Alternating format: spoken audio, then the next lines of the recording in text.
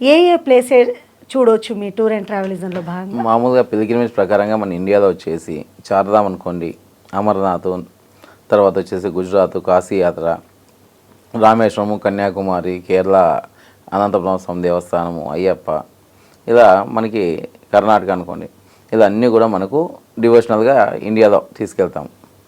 తర్వాత ఇంటర్నేషనల్కి వచ్చేసరికి మనకి డివోషనల్ వచ్చేసి శ్రీలంక ఒకటి ఉంది, తర్వాత కంబోడియా ఒకటి ఉంది, ఈ తర్వాత నేపాల్, ముఖ్యంగా మనకి పక్కనే ఉన్నటువంటి నేపాల్ మానస్ సరోవరం, ఇవి తీసుకెళ్తూ ఉంటాను నేను.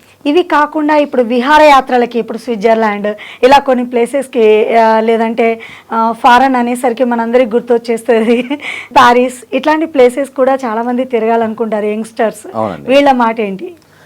జపాన్ వచ్చేసి రీసెంట్గా స్టార్ట్ చేసామండి మేము. తర్వాత వచ్చేసి చేస్తున్నాం జపాన్ వచ్చేసి రీసెంట్గా. నెక్స్ట్ ఇయర్ వచ్చేసి మా అబ్బాయి స్టార్ట్ చేస్తున్నాడు అన్ని. ఈ ఇయర్ వేసి మొత్తం జపాన్ అంతా వాడు ఎక్స్ప్లోర్ చేసుకుని వచ్చిన తర్వాత దాన్ని స్టార్ట్ చేస్తాము. తర్వాత మనకి యూరోప్ ఆల్రెడీ రన్నింగ్ ఉంది. తర్వాత వచ్చేసి ఇంకోటి మనకి బాకు, తర్వాత ఇస్తాంబుల్ టర్కీ, ఇవన్నీ కూడా రన్నింగ్లో ఉన్నాయి. తర్వాత ఇంకోటి విహారయాత్రలో అతి ముఖ్యమైనది ఏంటంటే మనకి ఎక్కువ ఈ మధ్యకాలం ట్రెండింగ్ అయ్యిండేది వియత్నాం.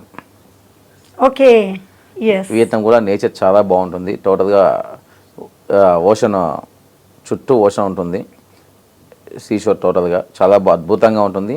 తర్వాత సెకండ్ వరల్డ్ వార్లో జరిగినటువంటివన్నీ కూడా మనము బంకర్స్ ఇవన్నీ చూస్తాం అక్కడ. చాలా అద్భుతంగా ఉంటుంది నేచర్ ఎంజాయ్మెంట్.